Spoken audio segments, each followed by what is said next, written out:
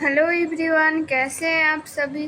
तो देखिए, आप सभी को पता है जो है जीएनएम का जो वैकेंसी है वो आ चुकी है।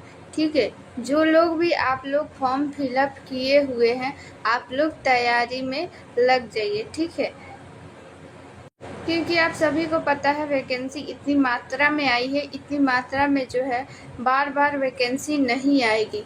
तो अगर आप लोग को मौका मिला है तो आप लोग जो है मौका का फ़ायदा उठाइए।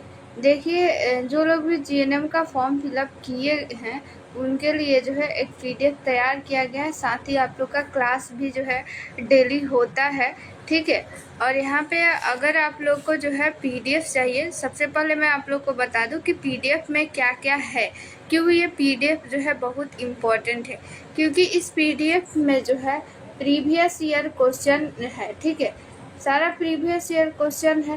क्वेश्चन का अगर यहाँ पे संख्या देखें तो यहाँ पे आप लोग देख सकते हैं 8,000 जो है प्लस ऑब्जेक्टिव क्वेश्चन है। ठीक है, प्रीवियस ईयर क्वेश्चन रहने वाला है, उससे रिलेटेड जितना भी यहाँ पे इम्पॉर्टेंट क्वेश्चन बन सकता है, सारा इम्पॉर्टेंट क्वेश्चन इसमें इंक्लूड किया गया है।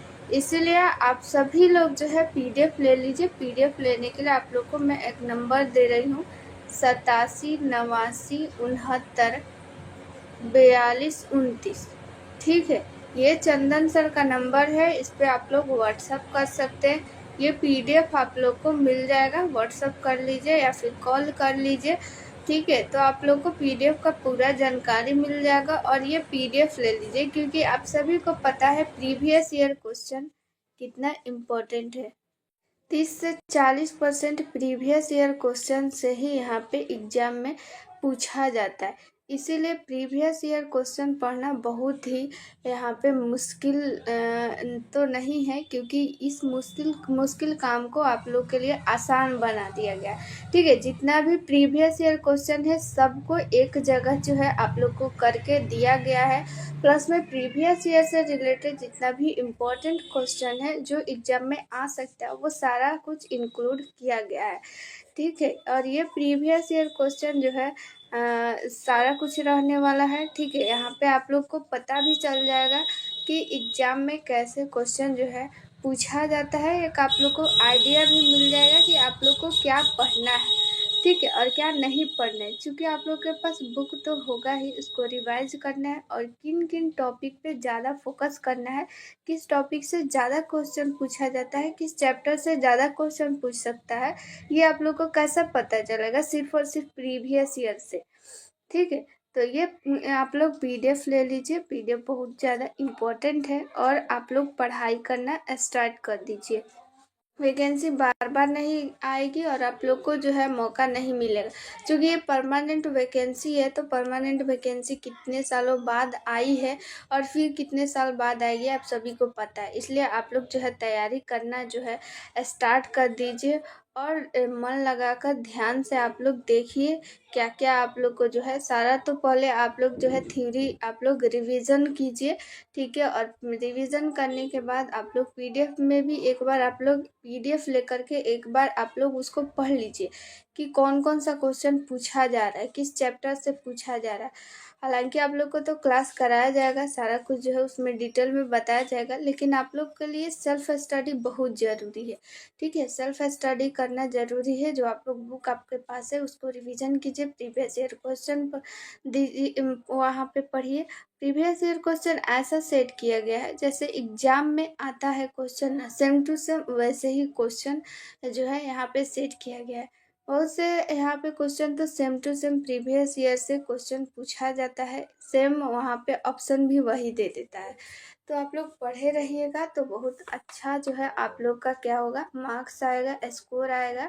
ठीक है, तो आप लोग को जो है वहाँ पे मेरिट में भी कोई दिक्कत नहीं होगा। इसीलिए आप लोग पीडीएफ लीजिए, इस नंबर पे आप लोग कांटेक्ट कीजिए और ये पीडीएफ आप लोग ले लीजिए और पढ़ाई जो है यहाँ पे देख लीजिए क्वेश्चन किस टाइप का आ रहा है, उसके अकॉर्डिंग अपना तैयारी कीजिए। बाकी आप लोग का जो है यहाँ पे क्लास तो डेली कराया जाता है, क्लास भी अटेंड कीजिए। ठीक है, तो चलिए आज जो है यहाँ पे हम लोग 40 नंबर क्वेश्चन करेंगे। ठीक है, इससे पहले हम लोग जो है क्वेश्चन कर चुके थे, तो आज हम लोग 40 नंबर क्वेश्चन करेंगे। देखिए क्वेश्चन क्या कहता है कि कृत्रिम गर्भाधान के दौरान गर्भाशय गुहा में डाले जाने वाले धुले और केंद्रित शुक्राणु की मात्रा। ठीक है, कृत्रिम गर्भाधान किसको बोलेंगे? जैसे कि यहाँ पे गिफ्ट हो गया या फिर IVF हो गया, ये सब क्या है? ठीक है, कृत्रिम गर्भाधान। ठीक है, तो उसमें जो है कुछ स्पर्म जो है, जो भी उसके साथी होते हैं, ठीक है, जो पार्टनर होते हैं, उसके जो है स्पर्म को लेकर के और फिर यूट्रस में डाला जाता है। तो उसकी मात्रा कितनी होती है, कितनी मात्रा में डाला जाता है? ऑप्शन देखिए, फर्स्ट है 1 ml, 2 ml, 0.3 ml, 0.1 ml। ठीक है, तो यहाँ पे ऑप्शन नंबर सी जो है वो राइट आंसर हो जाएगा, 0.3 ml। ठीक है, चलिए यहाँ पे 41 नंबर क्वेश्चन देख लेते हैं। 41 नंबर क्वेश्चन क्या कहता है? अंतर गर्भाशय यानी इंट्रायूटेराइन, ठीक है, इंट्रायूटेराइन गर्भाशय के संकेत जो है निम्नलिखित है। ठीक है, ऑप्शन देखिए, फर्स्ट है सर्वाइकल स्टेनोसिस, हाइपोएस्पेडियास, एस्थेनोएस्पर्मिया, बार बार गर्भपात। ठीक है, गर्भपात यानी कि यहाँ पे एबॉर्शन। ठीक है, एबॉर्शन। तो यहाँ पे ऑप्शन नंबर डी जो है राइट आंसर हो जाएगा। चलिए 42 नंबर हम लोग क्वेश्चन देख लेते हैं। निम्नलिखित में से कौन सा ल्यूटियल चरण दोष का सामान्य उपचार है? ठीक है, ऑप्शन देखिए, फर्स्ट है progesterone therapy, oestrogen therapy, antibiotics. Option D है डेक्सामेथासोन। ठीक है, तो यहाँ पे ऑप्शन नंबर फर्स्ट जो है राइट आंसर हो जाएगा। देखिए मेडिसिन से रिलेटेड बहुत क्वेश्चन एग्जाम में आता है, तो जितना भी बताया जा रहा है वो सभी आप लोग जो है याद करते जाइए, ध्यान रखिएगा, ये सारा एग्जाम में पूछा जाता है। ठीक है,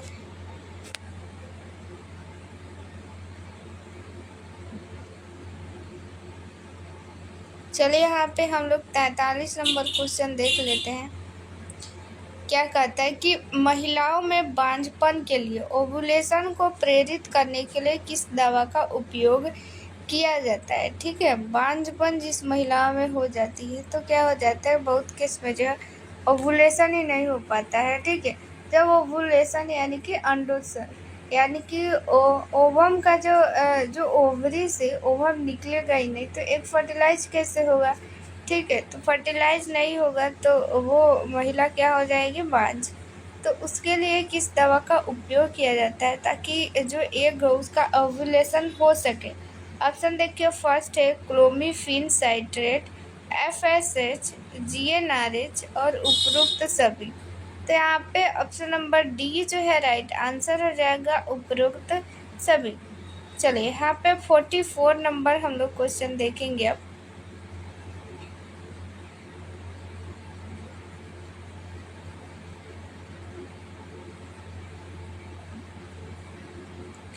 चलिए, निम्नलिखित में से किस दवा का उपयोग एंटी-स्पर्म एंटीबॉडी की उपस्थिति के कारण बांझपन के इलाज के लिए किया जाता है? ऑप्शन देखिए, फर्स्ट है यहाँ पे GnRH थेरेपी, डेक्सेथासोन, डॉक्सीसाइक्लिन और क्लोमिनसेन सिट्रारे। ठीक है,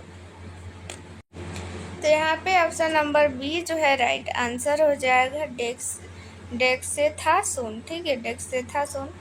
चलिए यहाँ पे 45 नंबर क्वेश्चन देख लेते हैं।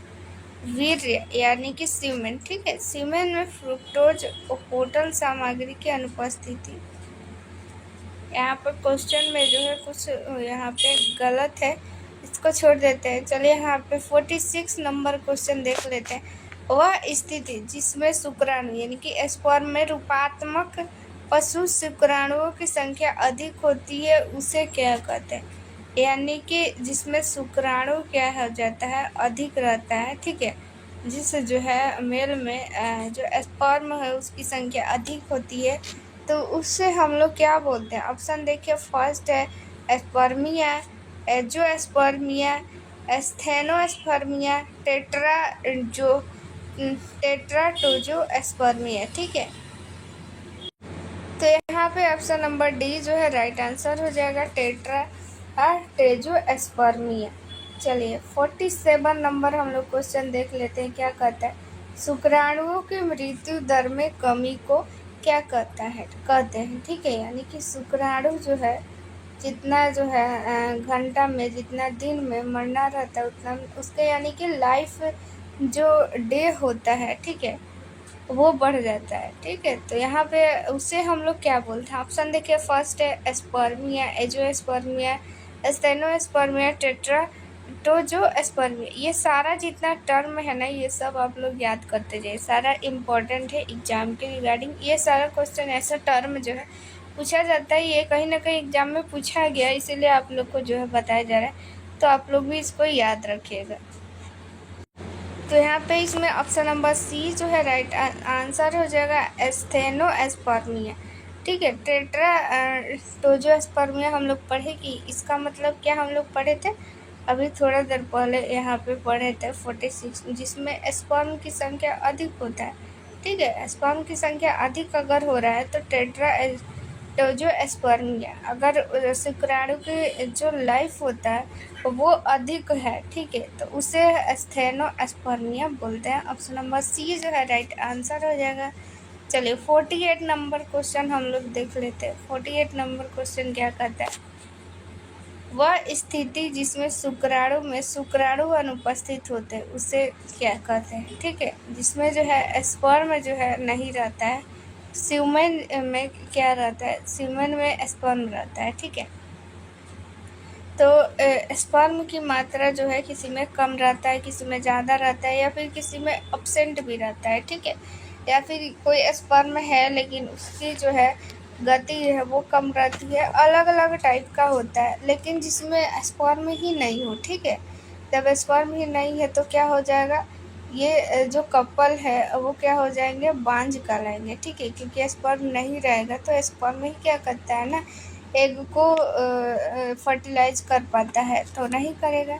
ठीक है, तो जिसमें स्पर्म ही नहीं रहे उसे हम लोग क्या बोलेंगे, एस्पर्मिया, एंजियोस्पर्मिया, एस्थेनोस्पर्मिया, टेट्राटोजोस्पर्मिया। तो ऑप्शन नंबर यहाँ पे सी जो है राइट आंसर हो जाएगा। चलिए 49 नंबर क्वेश्चन देख लेते हैं।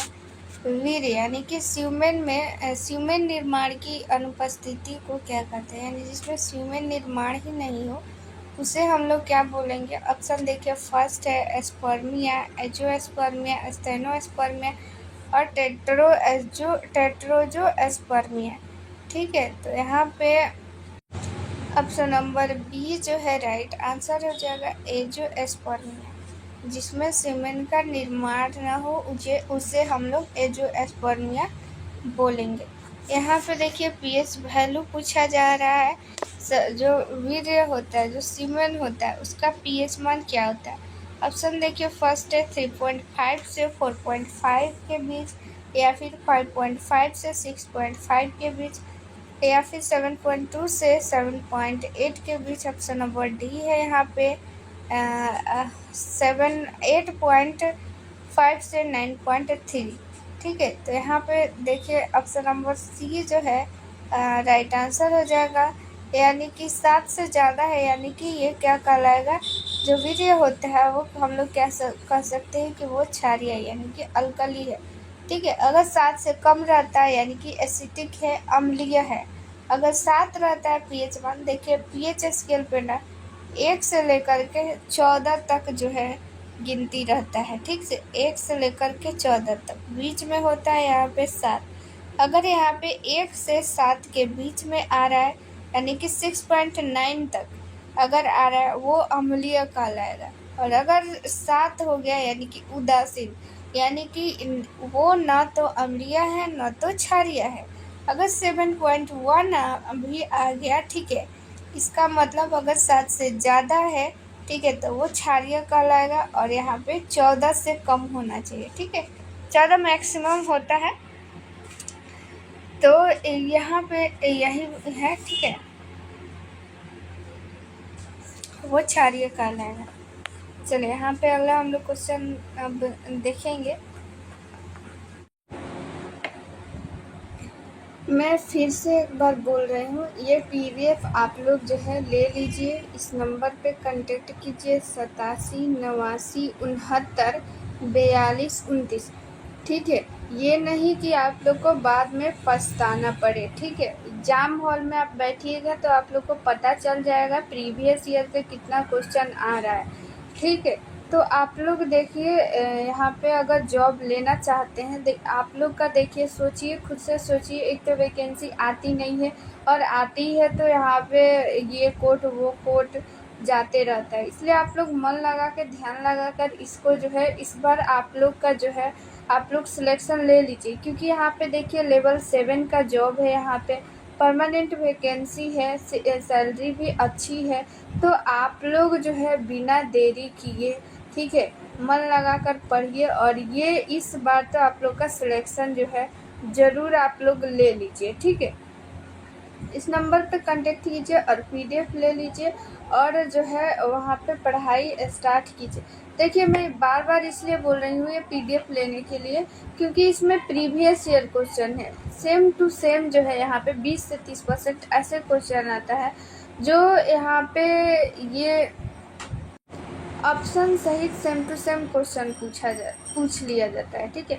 आप लोग के मन में आया होगा कि यहाँ पे परमानेंट बीटीएस तो फर्स्ट टाइम एग्जाम ले रही है, तो इससे पहले जो है यहाँ पे कांटेक्ट पे भी एग्जाम हुआ है, अदर स्टेट में भी एग्जाम हुआ है, सारा क्वेश्चन अदर स्टेट वाला भी क्वेश्चन इसमें इंक्लूड किया गया, ठीक है। तो आप लोग इधर उधर बिना टाइम वेस्ट किए, ठीक है, आप लोग को एक जगह सारा जो है क्वेश्चन सोचिए। एग्जाम में जो आने वाला क्वेश्चन है, आप लोग को एग्जाम से पहले क्वेश्चन मिल रहा है, ठीक है। तो आप लोग को एग्जाम से पहले ये सारा क्वेश्चन मिल रहा है, तो उसका आप लोग फ़ायदा उठाइए, ठीक है। और आप लोग जो है पढ़िए, इतनी ज़्यादा जो है सीट भी है, इतना सीट जो है बार बार नहीं आएगा, इसलिए आप लोग ये जो है आखिरी मौका समझ के इसको जो है यहाँ पे अच्छा से पढ़िए, क्योंकि आप लोग का एग्ज़ाम जो है इलेक्शन से पहले हो जाएगा, ठीक है। इलेक्शन से पहले होगा तो आप लोग जो है, बहुत लोग इसमें वो लोग भी एग्ज़ाम देंगे जो कॉन्ट्रैक्ट पे काम कर रहे होंगे, ठीक है। तो कॉन्ट्रैक्ट पे काम करने के बाद आप लोग को तो पता ही है कितना टाइम मिलता होगा, ठीक है। तो जितना भी टाइम मिल रहा है उसको जो है यूटिलाइज कीजिए और अच्छे से पढ़िए, ठीक है। और पढ़ने से नहीं होता है कि कोई 10 घंटा 12 घंटा पढ़े तो नहीं होता है, ठीक है।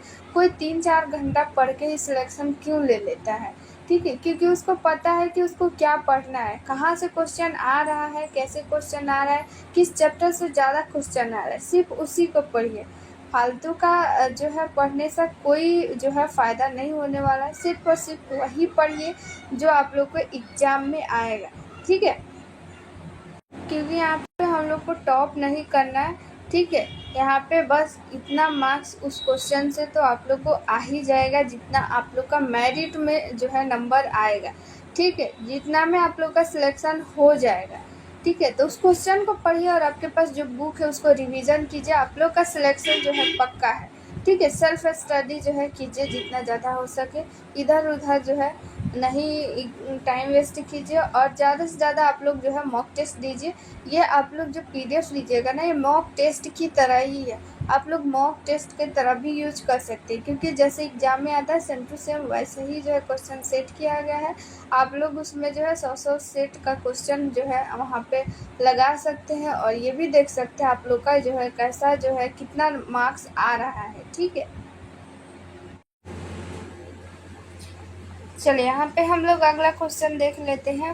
51 क्वेश्चन क्या कहता है कि निम्नलिखित में से कौन सा कारक बांझपन के लिए जिम्मेवार जो है वो नहीं है। क्वेश्चन ध्यान से देखिएगा, जिम्मेवार नहीं है, ठीक है। शाब्दिक चरण, दोष, तीव्र रेट्रोवर्टेड गर्भाशय, ऑप्शन यहाँ पे सी है एंट्रोवर्टेड गर्भाशय, योनि एट्रेसिया। तो यहाँ पे ऑप्शन नंबर सी जो है राइट आंसर हो जाएगा, एंट्रोवर्टेड। देखिए गर्भाशय यानी कि यूट्रस, यूट्रस जो है 2 टाइप की उसकी स्थिति होती है, इंट्रोवर्टेड और एट्रोवर्टेड, ठीक है। यानी कि कोई गर्भाशय जो है ऊपर की तरफ मुड़ा हुआ रहता है, कोई नीचे। तो इससे बांझपन से इससे कोई रिलेटेड यहाँ पे रिलेशन नहीं है बांझपन का, ठीक है। तो ऑप्शन नंबर यहाँ पे सी जो है राइट आंसर हो जाएगा। चलिए यहाँ पे 52 नंबर अब हम लोग क्वेश्चन देख लेते हैं, ठीक है। पुरुषों में दोष जो बांझपन का कारण बन सकता है उसमें क्या, यानी कि पुरुष को जो है बांझपन बनाने का कौन सा कारण इसमें हो सकता है। ऑप्शन देखिए, फर्स्ट है मम्स, अर्काइटिस, अंडकोशीय तापमान में वृद्धि, अवरोही परीक्षण। ऑप्शन यहाँ पे डी है सभी। तो यहाँ पे देखिए बांझपन का कारण बन सकती है दिया गया है, तो यहाँ पे सभी राइट आंसर हो जाएगा, यानी कि ऑप्शन नंबर डी जो है राइट आंसर हो जाएगा। चलिए यहाँ पे अब हम लोग अगला क्वेश्चन देखेंगे, 53 नंबर क्वेश्चन। गोनाडोट्रोफिन की कमी से वृषण यानी कि यहाँ पे टेस्टिस, ठीक है, विफलता को क्या कहा जाता है। ऑप्शन देखिए, फर्स्ट है Klinefelter syndrome, common syndrome, Kartagener's syndrome. Option यहाँ पे डी है यंग सिंड्रोम। तो यहाँ पे ऑप्शन नंबर बी जो है राइट आंसर हो जाएगा, कॉमन सिंड्रोम। चलिए यहाँ पे 54 नंबर क्वेश्चन देख लेते हैं। एंजियोस्पर्मिक पुरुष में सामान्य गुणसूत्र असामान्यता कौन से है, ठीक है। अभी हम लोग थोड़ा देर पहले पढ़े थे कि एंजियोस्पर्मिक पुरुष कौन से पुरुष है, ठीक है। आप लोग कमेंट में बताइएगा एंजियोस्पर्मिक किसे बोलेंगे, या आप लोग लिखिएगा, ठीक है, लिखिएगा तो याद होगा। चलिए यहाँ पे ऑप्शन देखिए, फर्स्ट है डाउन सिंड्रोम, ऑप्शन यहाँ पे बी है यहाँ पे टर्नर सिंड्रोम, ऑप्शन सी है क्लिनीफेल्टर सिंड्रोम, ऑप्शन डी है यहाँ पे कार्टाजेनस सिंड्रोम। तो यहाँ पे ऑप्शन नंबर सी जो है राइट आंसर हो जाएगा, क्लिनीफेल्टर सिंड्रोम। देखिए यहाँ पे अगर ऑप्शन नंबर फर्स्ट की बात करें डाउन सिंड्रोम, तो भले इसका नाम है डाउन सिंड्रोम, लेकिन इसमें क्या हो जाता है, नॉर्मल जो मनुष्य होता है उसमें क्रोमोसोम की संख्या 46 होता है। अगर पेयर में बात करें तो 23 पेयर्स होता है, ठीक है। तो जो डाउन सिंड्रोम अगर किसी भी पुरुष में हो रहा है, इसका मतलब कि एक जो है क्रोमोसोम बढ़ गया, यानी कि 47 हो गया, ठीक है। याद रखिएगा, डाउन सिंड्रोम में एक बढ़ जाता है 47 हो जाता है, लेकिन टर्नर में क्या हो जाता है, यहाँ पे 45 हो जाता है, एक से यहाँ पे क्रोमोसोम जो है कम हो जाता है, ठीक है। चलिए यहाँ पे 55 नंबर हम लोग अब क्वेश्चन देखेंगे कि वह स्थिति जो अंडकोश के तापमान को बढ़ाती है जिसमें शामिल है, जिसमें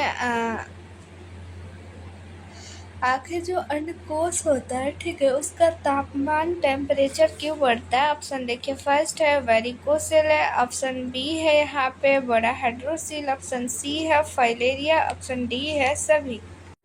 तो यहाँ पे ऑप्शन नंबर डी जो है राइट आंसर हो जाएगा, सभी।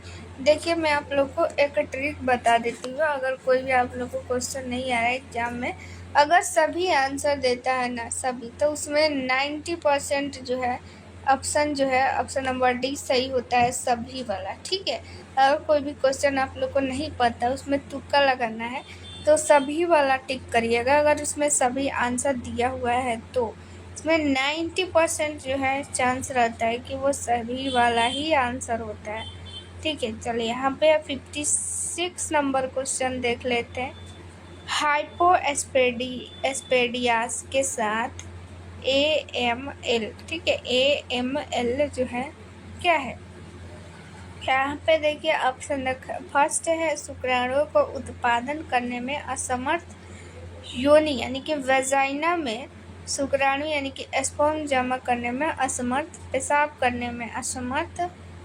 ऑप्शन यहाँ पे डी है योनि यानी कि वेजाइना में शुक्राणु जमा करने में असमर्थ। यहाँ पे ऑप्शन नंबर जो है डी और यहाँ पे बी, दोनों ऑप्शन सेम ही है, तो डी और बी दोनों में से कोई एक हो जाएगा, ठीक है। तो यहाँ पे देखिए हाइपोएस्पेडियास मतलब कि वजाइना में शुक्राणु जो है जमा करने में असमर्थ। चलिए 57 नंबर क्वेश्चन देख लेते हैं। 57 जन्मजात कारक रिलीज जो बांझपन के लिए जिम्मेवार है इसमें शामिल है।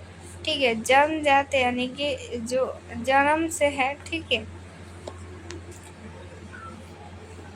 ऑप्शन देखिए, फर्स्ट है अंडकोश का उतरना, हाइपोस्पेडियास, कार्टाजेनस सिंड्रोम। ऑप्शन डी है सभी। तो जैसा कि अभी मैं आप लोग को बताई थी, इसमें क्या है सभी आंसर, तो सभी ही आंसर होगा। ऑप्शन नंबर डी जो है आंसर है सभी के सभी बांझपन के लिए जिम्मेवार है। चलिए यहाँ पे 58 नंबर क्वेश्चन देख लेते हैं। कार्टाजेनस सिंड्रोम में, ठीक है, शुक्राणुओं का अधिक उत्पाद होता है। ठीक, यहाँ पे बताना है कि आखिर कार्टाजेनस सिंड्रोम में क्या होता है। ऑप्शन देखिए, फर्स्ट है शुक्राणु का अधिक उत्पादन होता है यानी कि स्पर्म का, या फिर शुक्राणु गतिशीलता में चिली फंक्शन का नुकसान। ऑप्शन सी है यहाँ पे शुक्राणु की डिंब यानी कि एग में प्रवेश करने की क्षमता बढ़ जाती है। ऑप्शन डी है शुक्राणु को प्राप्त करने के लिए योनि नलिका की क्षमता बढ़ जाती है। तो यहाँ पे ऑप्शन नंबर जो है बी राइट आंसर हो जाएगा, ऑप्शन नंबर बी। ठीक है,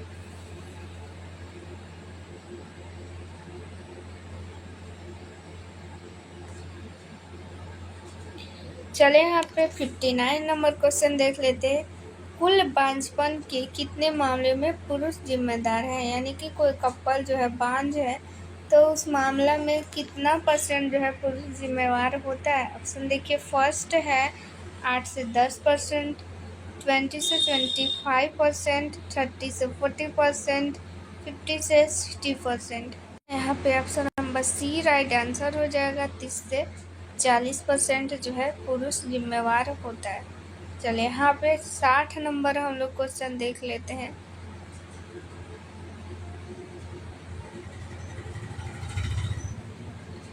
जब कोई महिला इधर उधर घूमती है तो उसे लगता है कि योनि से कुछ नीचे आ रहा है, तो महिला इससे पीड़ित है। ठीक है, ऑप्शन देखिए, फर्स्ट है डब, ऑप्शन बी है जननांग आगे को बढ़ाओ, रेट्रो योनि फेस्टुला, या फिर गर्भाशय ग्रीवा कैंसर, यानी कि सर्वाइकल कैंसर। ठीक है, यहाँ पे ऑप्शन नंबर बी जो है राइट आंसर हो जाएगा। 60 का option number B right answer होगा। हेलो एवरीवन, कैसे हैं आप सभी। तो देखिए, आप सभी को पता है जो है जीएनएम का जो वैकेंसी है वो आ चुकी है। ठीक है, जो लोग भी आप लोग फॉर्म फिलअप किए हुए हैं, आप लोग तैयारी में लग जाइए। ठीक है, क्योंकि आप सभी को पता है वैकेंसी इतनी मात्रा में आई है, इतनी मात्रा में जो है बार बार वैकेंसी नहीं आएगी। तो अगर आप लोग को मौका मिला है तो आप लोग जो है मौका का फ़ायदा उठाइए। देखिए, जो लोग भी जीएनएम का फॉर्म फिलअप किए हैं उनके लिए जो है एक पीडीएफ तैयार किया गया है, साथ ही आप लोग का क्लास भी जो है डेली होता है।